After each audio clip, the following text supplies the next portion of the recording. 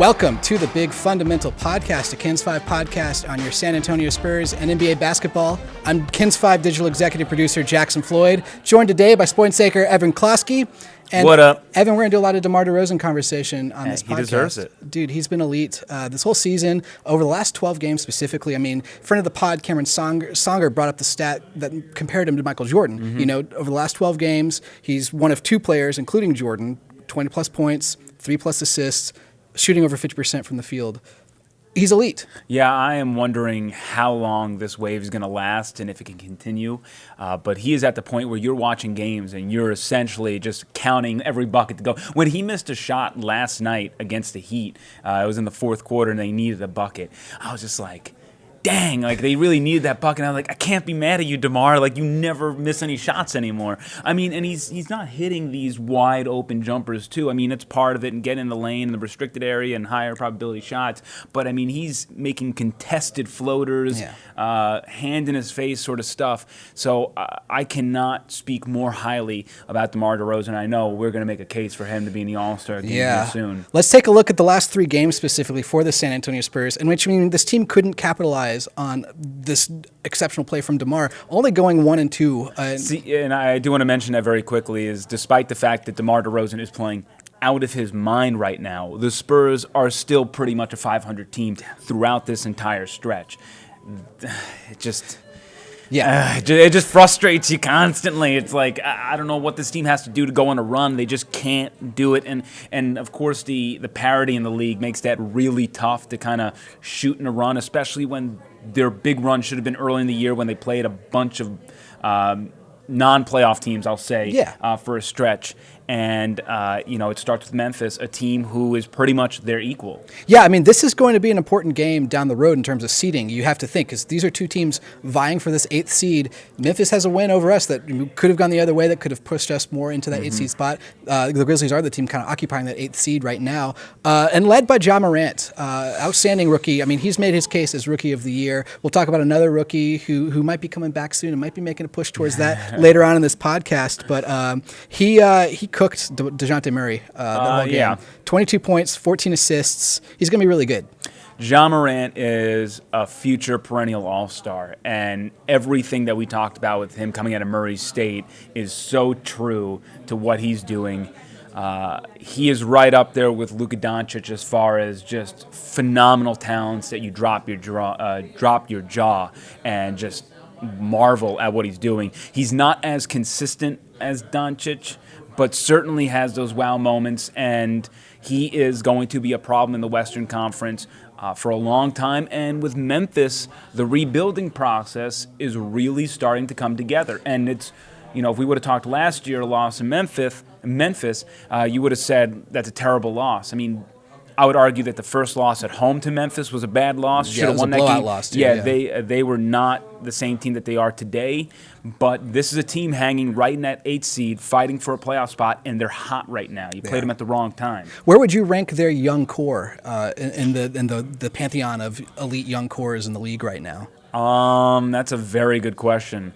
I mean, the Grizz are going to be up there. I need to see one or two pieces they surround them with, but they can certainly do that. And I don't know what that piece is going to look like, of course, because free agency isn't what it's supposed to be. Do you go after a guy like DeMar? Yeah. Does he help having a ball-dominant guard like that with this young core? But when you talk about Ja Morant, Jaren Jackson, who has the ugliest, best shot, I guess, you watch this guy shoot.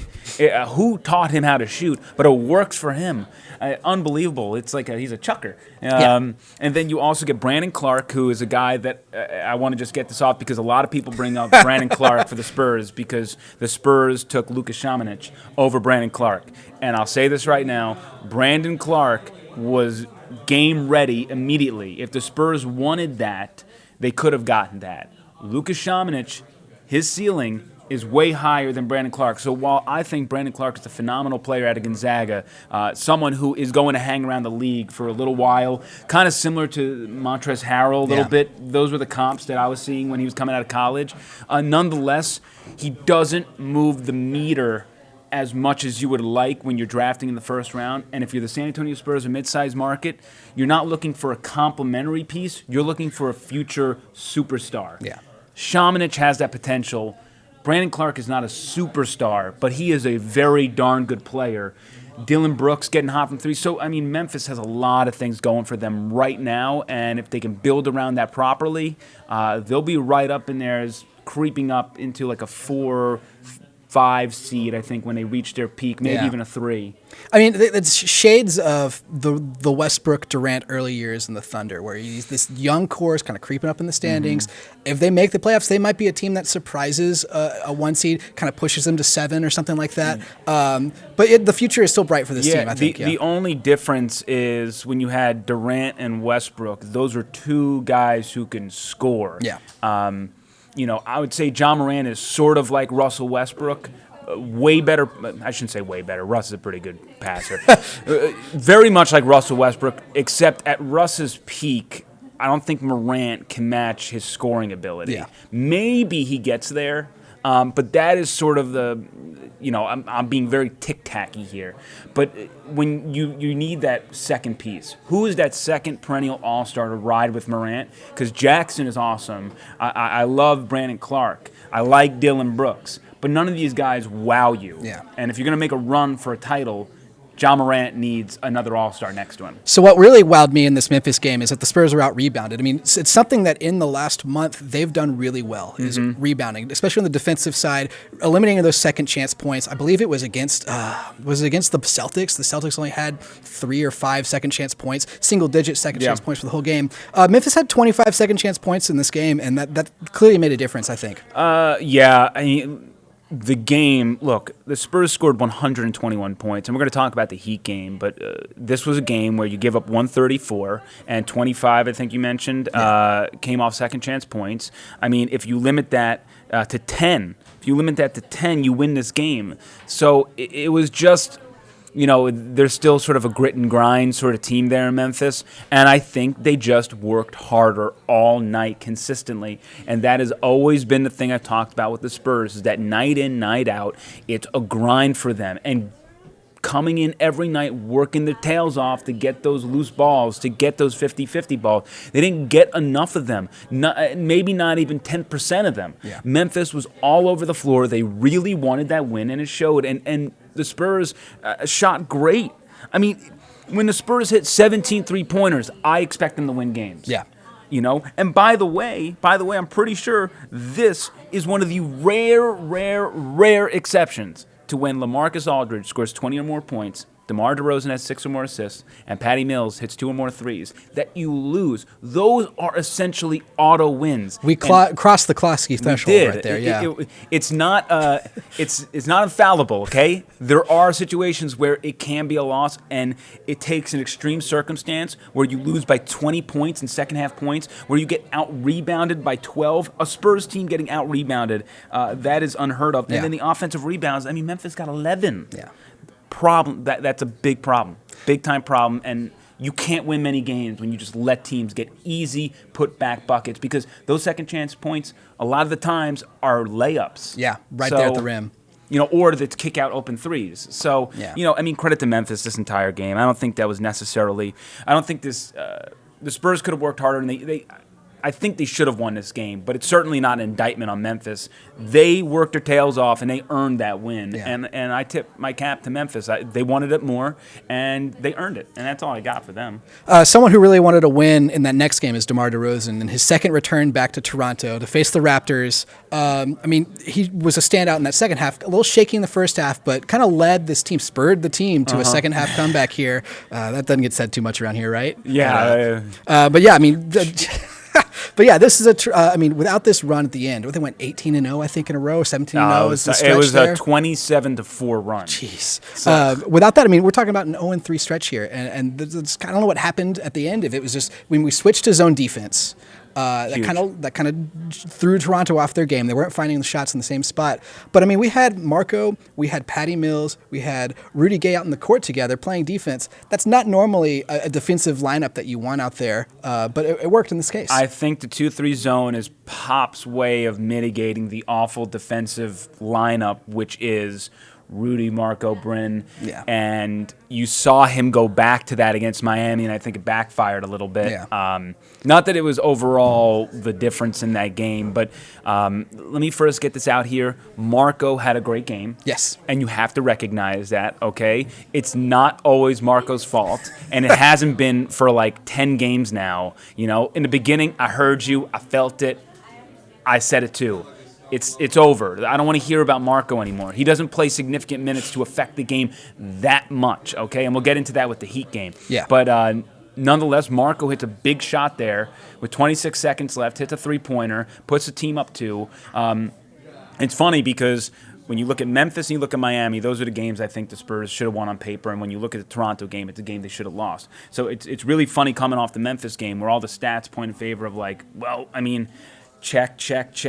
Spurs should win this game. The Spurs hit 7 3-pointers. They were out-dueled from beyond the arc by 30 points. Yeah. When you lose by 30 points beyond the arc, you should not only lose, you should get blown out the building. And that's what was happening.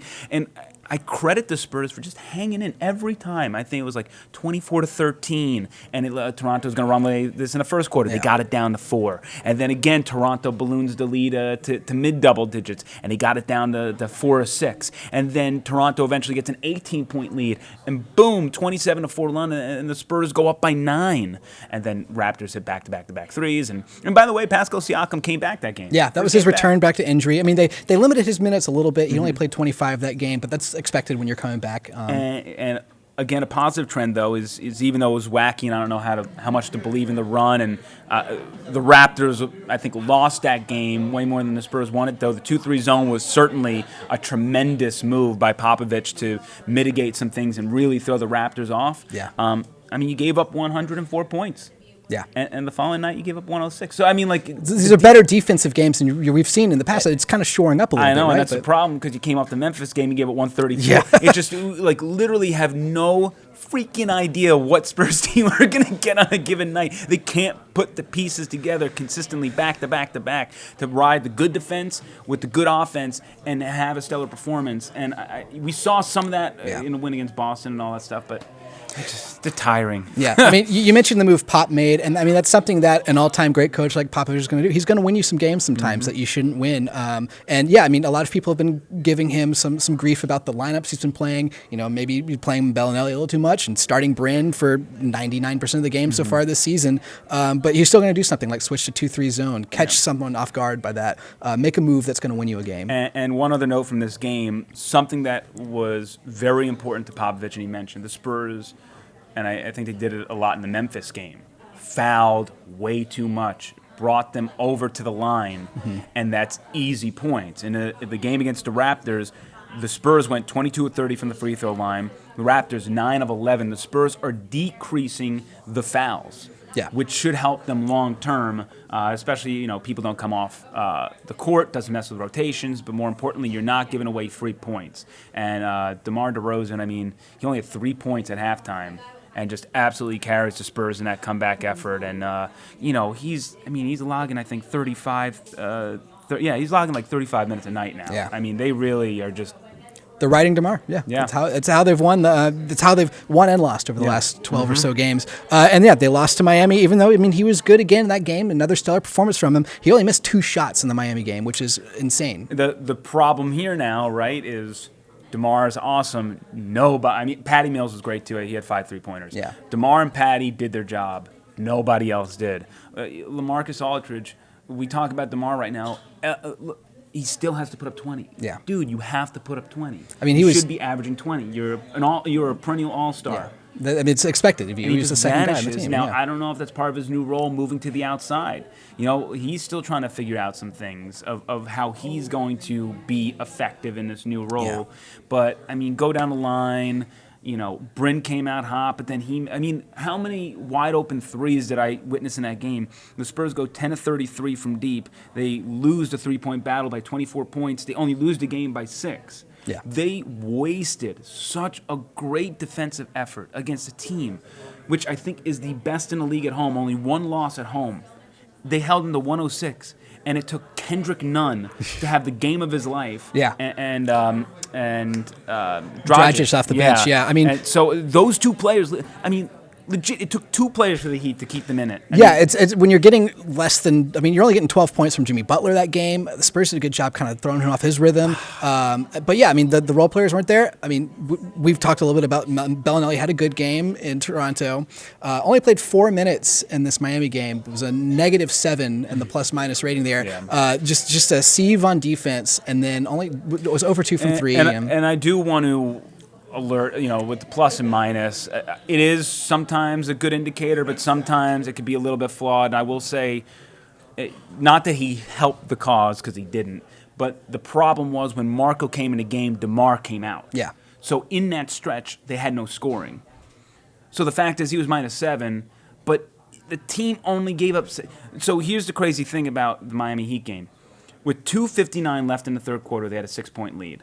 Okay, then they didn't score again till 5:42 in the fourth quarter, and they were still in it. Yeah, it wasn't a blowout. They went 9 plus minutes without scoring, and they were only down by 6. The defense was so good. So, of course you're going to have a minus number when you don't score.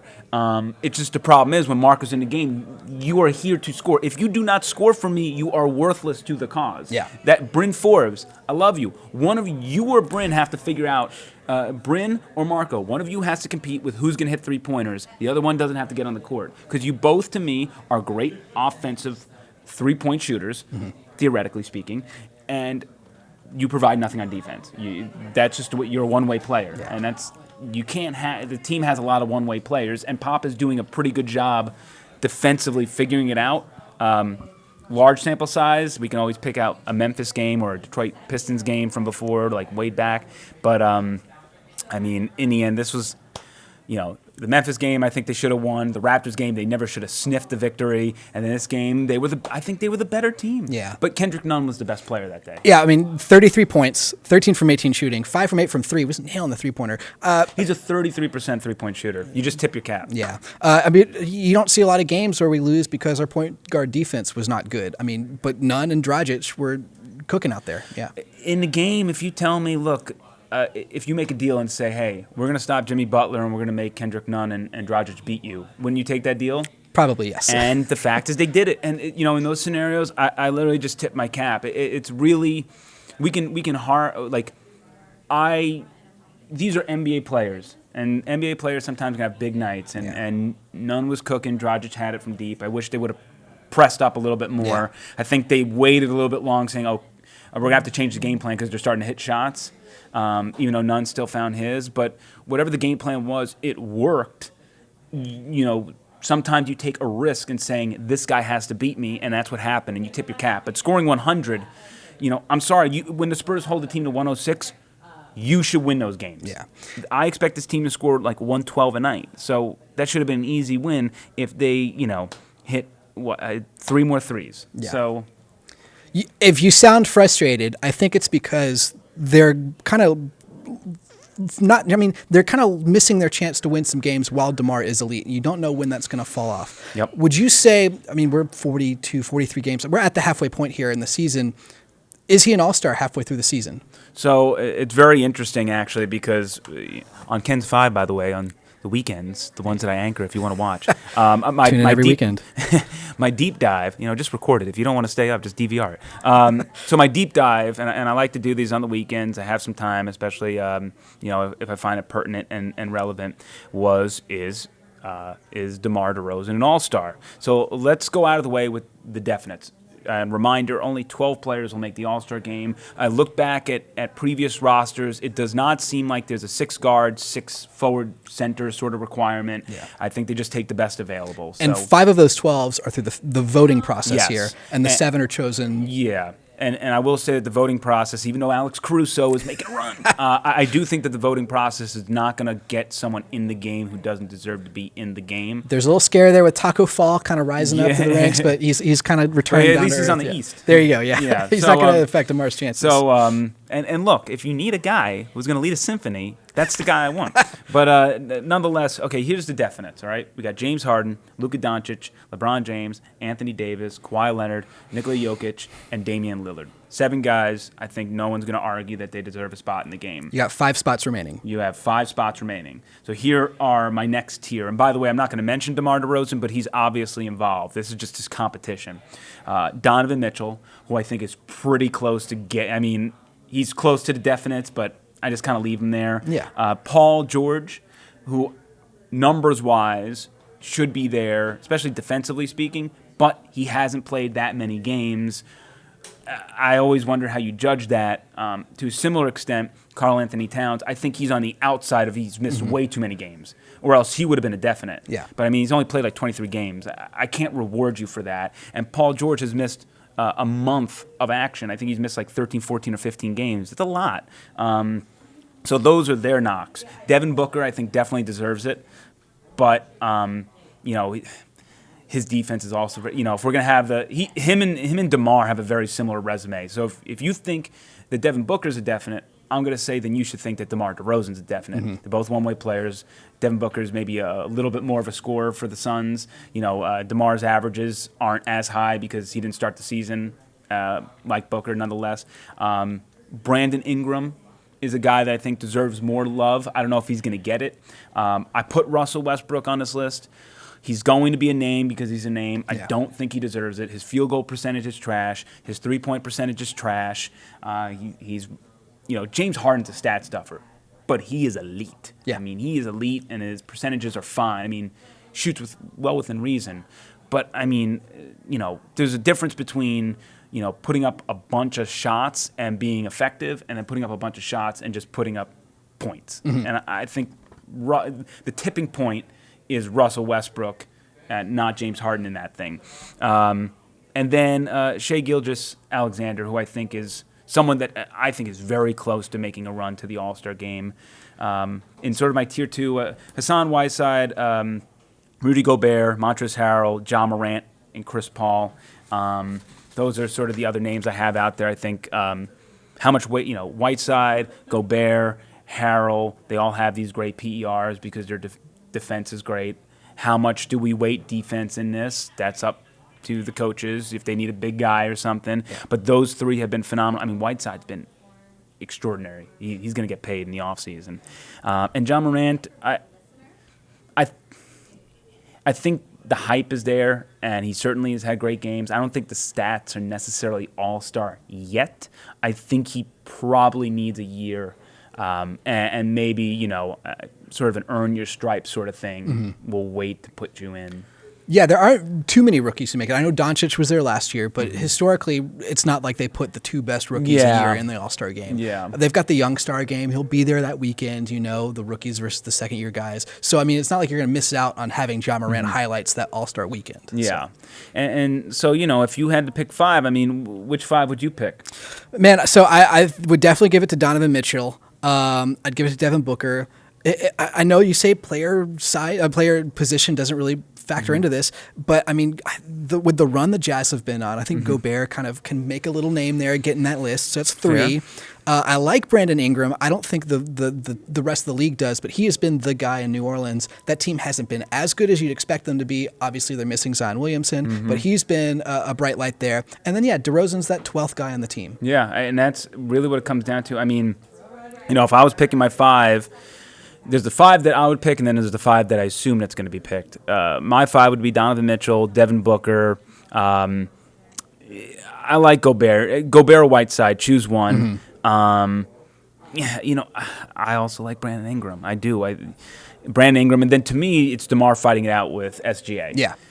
To me, that's the battle that I would be watching. Now, what I think is going to happen is Paul George is still going to get in the game, and that's going to take a spot away. If Westbrook gets in, DeMar won't. That's sort of where it is, and I just find it hard to believe that Westbrook's resume is more important than DeMar's when it comes to this. And the number, look, I can't argue for DeMar on defense. He's a one-way guy, but the stats are there, the run's there. He's one of the hottest players in the league, not the Western Conference, the league. His points per game is climbing now because of this run. We mentioned it in the last podcast, but he's one of 2 players shooting above 50% from the field as a guard, and he's only one of 4 above 48%, so that's a very rare error. And to score as much as he does and to shoot as much, like him and Booker are those two in the 50%, they shoot a high quantity. And to shoot above 50% as guards, being the engines for their offense, like, that's amazing. So if the Spurs had a winning record, would you consider DeMar more of a lock? Yes. That is, when I did, I will also say this, when I did the deep dive, I did pros and I did cons. Con, defense for DeMar, I can't use it as an example. It's certainly a demerit. The record for the Spurs, DeMar's been great. Hasn't mattered much. Even when he's in his hot streak right now, they're a 500 team. So, I mean, really, I can't say that his heat check is making the Spurs substantially better. It's maybe keeping them treading water, if anything. And I will say another thing for the pro DeMar case, him, Nikola Jokic, Donovan Mitchell, only ones in that whole list who have played every game this season. That's impressive. And the Spurs have been kind of relatively lucky this whole season.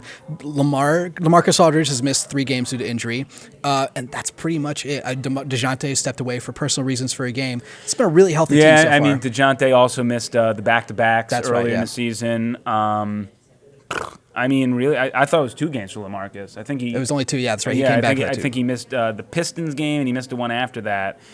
I mean, that's really been it. I mean, and that's the other thing, right? It's insane. The Spurs have been so dang healthy, and it hasn't meant diddly squat. It hasn't meant anything. I know. And it's kind of wasting the opportunity with the healthiness of the team there, with DeMar's playing there. How long can they keep that up? How long can DeMar be this superstar, this elite player, Jordan-esque, if you will?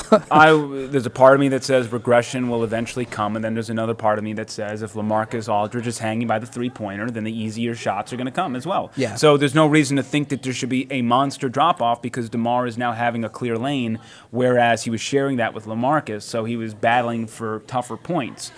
Right now, DeMar is sort of they essentially handed the keys to DeMar, and they said, this is your offense. LaMarcus, you're going to the outside, and we're going to play the modern game. Yeah. And, I mean, to LaMarcus's credit, I think he's now eligible to be in the stat. The stat for the three-point attempts. Yeah, and he's ranked in the top 5. Top 5. He's in 4th, I think? Yeah. He's 40% in the Miami game, so, I mean, his stats didn't drop at all in that sense. Yeah, so, I mean, he's in the top 5, which is amazing, So hopefully this keeps LaMarcus in the league for a little bit longer, honing in on that game. And I don't know. Could it be contract year DeMar DeRozan? There's all this conversation about at the beginning of the season, the Spurs and DeMar were pretty far apart on what they thought his value was. And I think DeMar is a guy who sees himself as a max player here in the NBA, one of these elite guys who's worth a max contract. He is the man when it comes to this upcoming offseason. When you look at the names of free agents, he's the top of the list there, the creme de la creme. He's playing for a max contract, essentially, right? Yeah, this is such a tough thing to go into because the Spurs are going to have to make a decision whether they want to go for the 8th seed and say we still give a crud about making the playoffs and we think we can give some teams fits, which I do think is possible. Yeah. Now, they play the Lakers, I think, to get 1, maybe 2. I don't think they're going to, unlike last year, I don't think they can luck into a 7. It seems like the top 7 pretty much is what it is, unless OKC has an injury or something where they just fall off the table. I don't know. Yeah. But they're going to have to make a decision on what they want to do. Do they want to make a run for the playoffs, or do they want to sell high in DeMar? The problem with DeMar and the contract situation is that on a championship caliber team, I think he's a 3rd option. Yeah. On this team, he's the number 1 option, and he's proving that he can play that role, but he doesn't have the defensive fortitude to hang on the opposite end, which is why he has to be the 3rd role, because he's only a one-way player. That's like Bryn. When you're trying to make Bryn more important than he should be, that's a problem. Mm-hmm. And the thing is with DeMar, when you're hanging him around struggling defensive players, the other side is glaring, so now you're giving up more points. Even though you're getting a ton from him, you're giving up just as much. So you're wondering what it's going to look like for him to go to a certain team, and it's got to be the right fit. I don't know what is going to happen with DeMar DeRozan in the offseason and with the Spurs. They have a tough call, and I mean, I think If you knew right now that you're going to lose DeMar DeRozan, you would say, give me a young asset and a pick, and let's get rolling and do the rebuild. And then there's also the egotistical side in all of us to say, well, we don't want the 20-plus year run to end of making the playoffs. Exactly. We'll have to see if he can keep this run up over the next few games. The Spurs are going back. I mean, let's see. We've got the roster here, the next 3 games. They're back home again for the Hawks. Then they got the Heat. And then they hit the road again for the Suns and the Pelicans. And we're going to talk about a guy who's making his return in that Pelicans game after the break.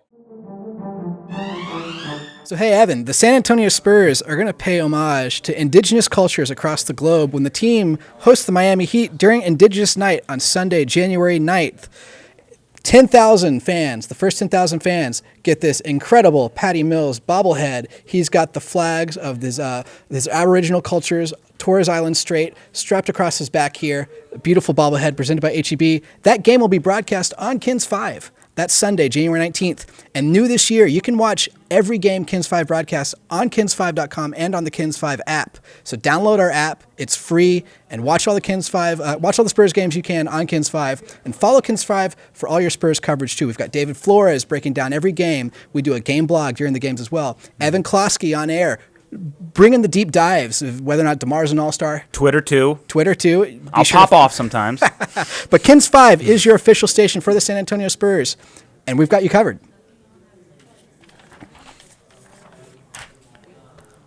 So, Evan, as I kind of hinted before that break there, Zion Williamson expected to return against the Spurs January 22nd. What does his return mean to this Pelicans team?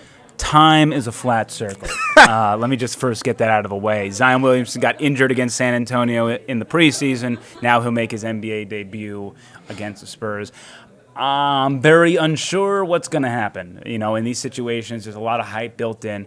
With the kitty gloves that the Pelicans have put Zion Williamson on, I cannot imagine he is going to play like 25 minutes out of the gate. Yeah. You know, he's going to get a little taste of the action.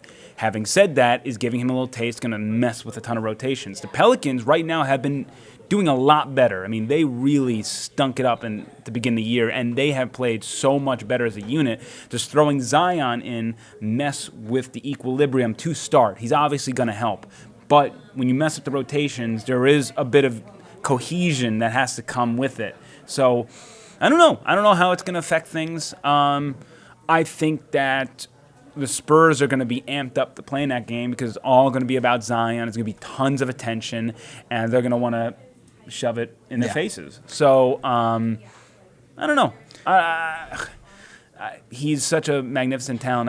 I just don't know enough about how many minutes he's going to play and if it's actually going to cause more harm than good for the Pelicans in the short term. Exactly. I mean, yeah, they've eased him into this process, and there's been a lot of conversation about if he was even going to return this season, if they shut him down in the ways, the 76ers shut down Embiid and Simmons, and going back, the Clippers shut down Blake Griffin. People shut down their number one picks, their young stars, to kind of preserve them for the future, because that's why you drafted them, to be the future. This is a team, they built to play around Zion. When you trade Anthony Davis, you bring in Lonzo Ball, Brandon Ingram, even the guys they drafted. Jackson Hayes is a guy who's complementary, I think, to Zion Williamson. Like you said, they're probably not going to work him in as the number one focal right off the bat here. When he's out there on the court, they might go through him, but they probably don't want to mess with what's working. Brandon Ingram, like we mentioned, is a fringe all-star guy. He's on that second tier of all-star. But do the Spurs have a guy who can match up against Williamson? Is it Poeltl? Is it Aldridge? Probably not Aldridge. It's probably going to be Rudy Gay. Yeah. And you're not going to like the answer. It's going to be a battle. Shoot. You're going to have to create some sort of tiered system where Poeltl can help down low and then Rudy can help up high. Maybe against Zion you go zone. Yeah. I don't know. It mitigates his size. If he wants to get in there, Poeltl can help out. If he wants to go shoot threes, go do it. Yeah. I'd rather Zion live. Again, sometimes you got to take the risk. If Zion's going to beat you and hit 4 3-pointers, then you just tip your cap. I'd rather him live out there than live inside getting easy buckets. Yeah. So it's a good question. Does his return, in your mind, mean that the Pelicans think they can make a push to the playoffs, or is this just to kind of start getting him in sync with the guys on this roster? I think it's both. I think Zion's healthy. He's ready to go. He must be healthy if they're playing. I mean, they got to force him back with an injury. Yeah, you know, very similar injury, I believe, to what Lonnie Walker had last year. Mm-hmm. So, you know, it's not like this is supposed to be a year-end surgery. I know they're working on his biometrics and whatnot, but I think that the Pelicans, just like the Spurs, just like the Grizz, just like the Suns, just like the T-Wolves to an extent. I mean, we can go down the list. The 8th spot is up for grabs. Yeah. It is going to be an absolute war to get into that last slot. Yeah. And anyone can get in the West, theoretically. You know, I think we can rule out teams, but I couldn't say that, like, you know, there's one team in particular, you know, if Karl Anthony Towns comes back and they go on a run, I mean, they were a great team with him. So, and yeah, I mean, Portland, for instance, I mean, Nurkic is going to come back at some point in time. I forgot to mention what are they going to do? Yeah, I mean, when Nurkic comes back, that's going to be huge. I mean, talk about a really disappointing team. I mean, you know, but they just beat the Rockets last night. So the things could be clicking for them this second half. Yeah, the West is crazy, and as we mentioned last podcast, I don't even think the Lakers, who are the number 1 seed, they might be, you know, peaking too early. Yeah, exactly. It's way too early to bring this up, but because it's the Big Fun Pod, I'm going to do it anyways. We got to keep it big. We got to keep it fun here.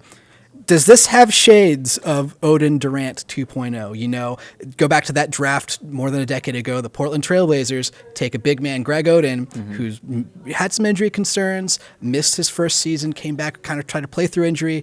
Turns out, you know, he couldn't do it. He kind of out of the league after a few years. Meanwhile, Kevin Durant, that second pick, Seattle Supersonics at the time, now the Oklahoma City Thunder, turns out to be an all-time great player. I'm not saying that Ja Morant is going to be an all-time great, but with the way the league is constructed, where we're trending towards more guard-focused play, was it smart to pick Williamson, and will this injury kind of be a concern down the line? I'm not really ready to go there quite yet. Like I said, too early. Too early, yeah. I think that 10 times out of 10, I'm taking Zion over Ja, and it was a really a 1A, 1B situation. And I'll say this, you're 1,000% correct about this being a guard-driven league. And maybe that leads us to believe that Ja Morant is more important, certainly more important to the Grizz. It allowed them to get rid of Conley, get some assets, and kind of move forward without actually, like, changing of the guard. No pun intended. But I like that one right off the dome. There we Respect it, don't hate it. All right, so we've got our spur pun, we've got guard pun. We're just working our way in, you know, I don't want to be too forward here, but nonetheless, get it? All right, we got to center this podcast back. I hate us. All right, you guys have already stopped listening, Okay, but getting back on track, what Zion can do, though, is he is a defensive end on a basketball court. He can shoot threes. He can play down low. He's beyond versatile with the ball. He can play above the rim. He can do things that Ja Morant cannot, that humans cannot. I mean, most humans cannot. So when he is healthy, there's probably, like, I can list on my hand just a group of people who can try to limit him.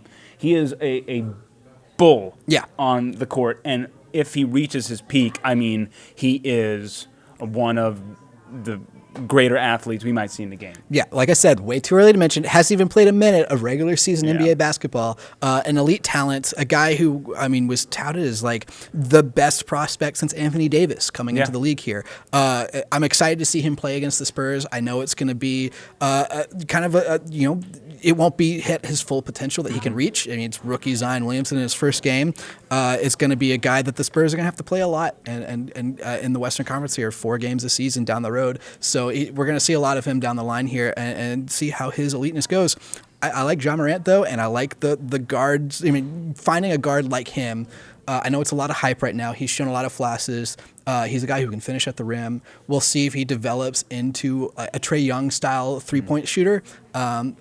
2 really young guys in this draft that I think a lot of people said after those top 2, quality kind of drops a little bit. And I'll say this. I mean, if you're telling me the safer pick was certainly Ja Morant. Mm-hmm. Like, from day one when we were looking at the draft, Ja Morant is going to be a perennial all-star. He will be there year in and year out, maybe starting next year. He's already making rumblings this year. He will be a stud, barring any significant injury. He is going to be great. And But sometimes you have to go for the home run, right? You got to go get Zion so, Williamson. as I'm saying, he's safe, and I don't think you can miss on a John Morant. And if you're buying stock, I'd put a ton of it on John Morant. With Zion, there are injury concerns. He's a huge dude playing in a tiny basketball court. His weight seems to be somewhat of an issue. He's playing in a foodie city too. Yeah, so. They're already talking about his biometrics, trying to work his body. There's reasons to be concerned. I just the ceiling is like all time great, and John Morant is like Hall of Famer great. They'd be really. This is not anything against John Morant. It's just when you can go for a transcendent talent once in a lifetime, you go for it. Yeah, exactly. Another guy who I think we're seeing the ceiling kind of rise on this year is Shai Gilgeous-Alexander. We talked about him when going through our all-star tiers. He's turning into be a guy who's going to be a perennial all-star down the line here, right? Yeah. Would you text me when it came to SGA and dealing with Sam? Oh, Presti? yes. So as you were saying, we need to talk about how you can't trade with Sam Presti. And I said, yes, it's one of the things in life. You don't enter a land war in Asia, and you don't trade with Sam Presti. Former Spur, now with the Oklahoma City Thunder as the general manager there. A little Princess Bride there for you. So. We talk about the brain drain a little bit from the Spurs executive staff. Sam Presti, certainly one of those names. Phenomenal work, and honestly, just completely fleeced the Clippers. Yeah. Shai Gilgeous-Alexander is on the fringe, and I think right there to be an all-star this season. And the Thunder, who are in rebuilding mode, they're already locked into the 7th seed pretty much, barring any sort of significant drop-off. Yeah. And they have all the picks in the world. Yeah. So not only to mention that, they might be able to trade some of those picks to get some great talent back. Yeah, you look at the history of what they've done with their picks in the past in Oklahoma City. Durant was taken when they were the Supersonics, but Westbrook, Adams, Harden, a plethora of young guys there. I know they traded Oladipo and got George back, and they sent Sabonis, who was a guy who's turned out to be really good. Another guy taken in that Presti. And that's the other thing with the Thunder. That was they tried to make Sabonis into someone he wasn't. Yeah. They tried to make Oladipo, and Oladipo couldn't shine with West. Those were like, the problem is when they had Rust, those pieces just didn't fit. So yeah. Another trade that the Presti made this offseason was trading Westbrook to get Chris Paul. And looking at the season as it is now, do you think the Rockets would rather have Chris Paul on this team the way they're playing? They are a worse team right now than they were last year.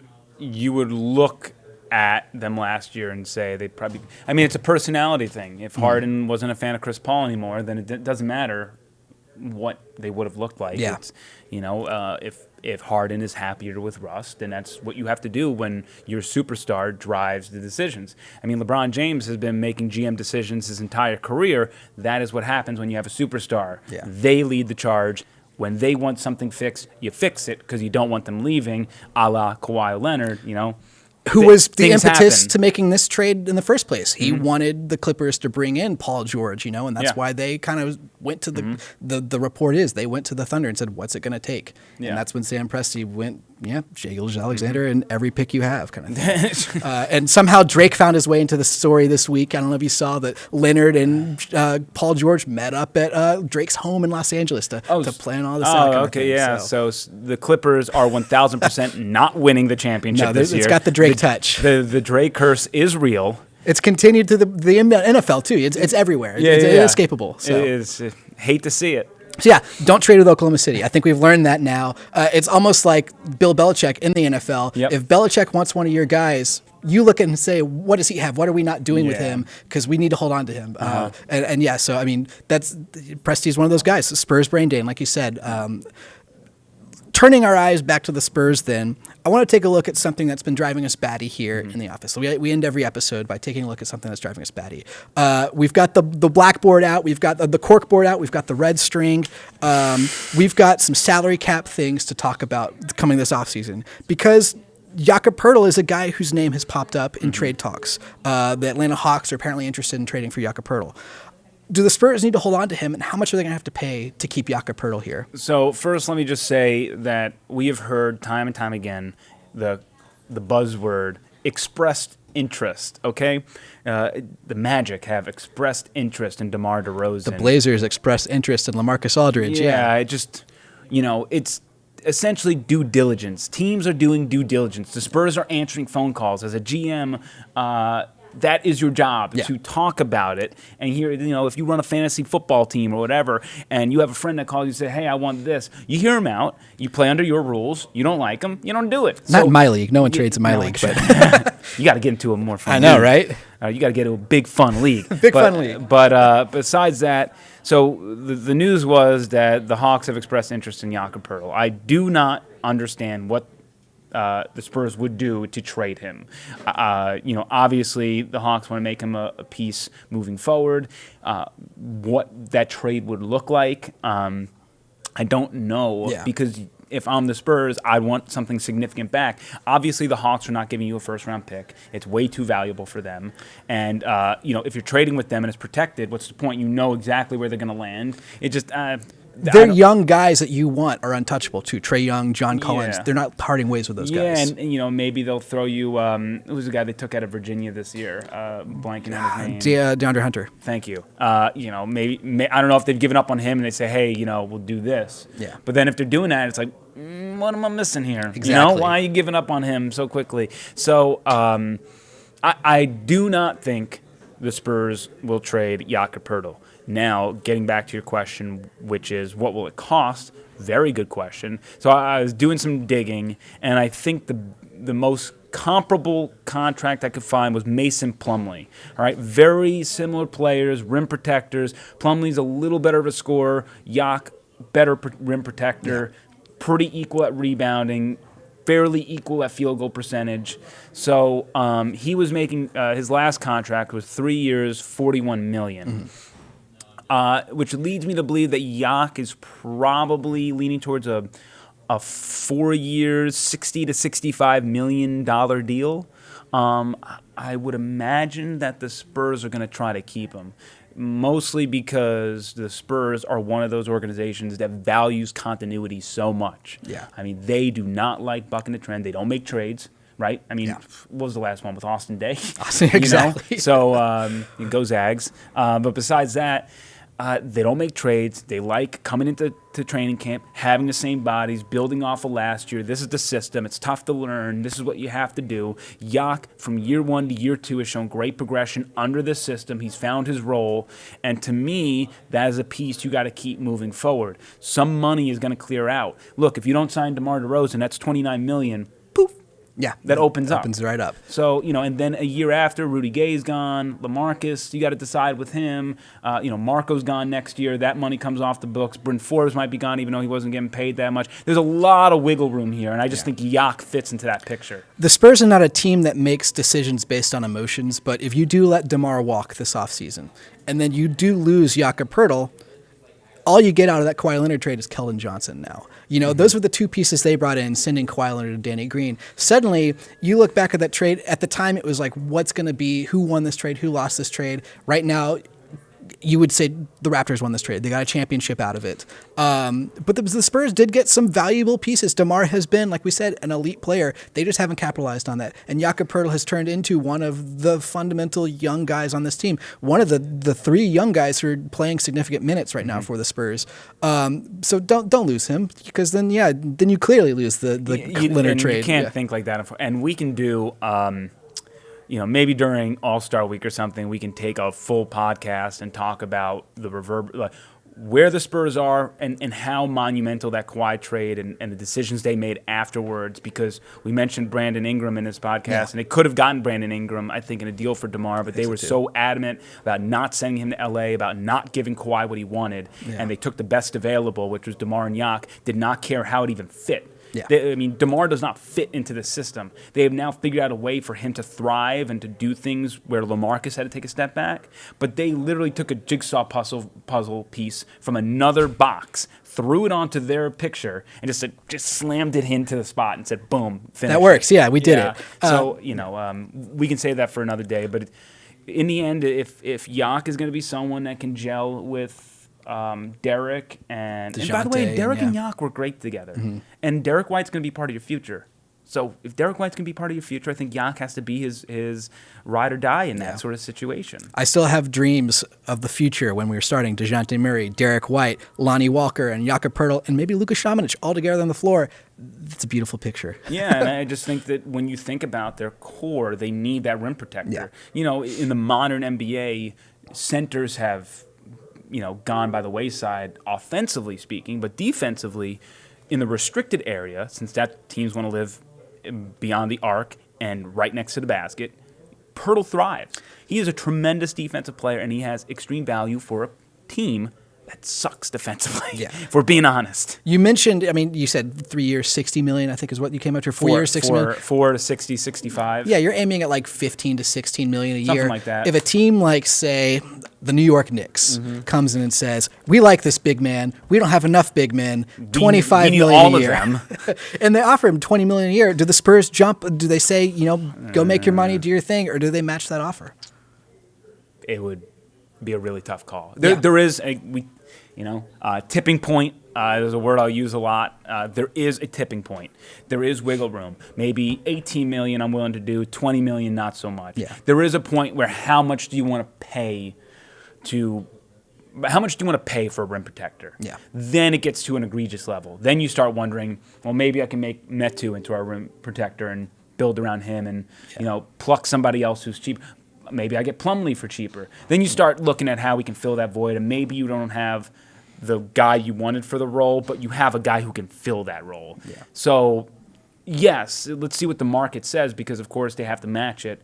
But, yes, they are not 100% locked into Yak. If a team wants to give him tons of dollars way over the price that I think is reasonable, then you just got to let him go, and it's part of owning a franchise and managing your cap and fight another battle. So just like the San Antonio Spurs, we didn't even get to Chimezie Metu until the end of the podcast here. And, of course, we didn't even bring up DeMar Carroll, just like the San Antonio Spurs. Yeah. So maybe we'll get to them next week. We'll have to see. Yeah. But for now, this is where we're running out of time here. Evan's got to go do the 4 p.m. show here, the sports anchor. Be sure to follow us on Twitter. We're at Big Fun Pod. Follow Evan. Are you at Evan Klosky? Is that correct? I'm Jackson, at JacksonKins5. We've got all your Spurs coverage there. Evan's great at tweeting during the games. I need to be better about it. I'm going to be better about it. For me, that's the great part about my job, though, is I get to watch the game. I got to edit the game, but I get to watch it. Yeah. So we'll be there on Twitter, on Kins5.com, the Kins5 app with all your Spurs coverage. Evan's on TV breaking it all down for you. We'll see you next time here on the Big Fun Pod.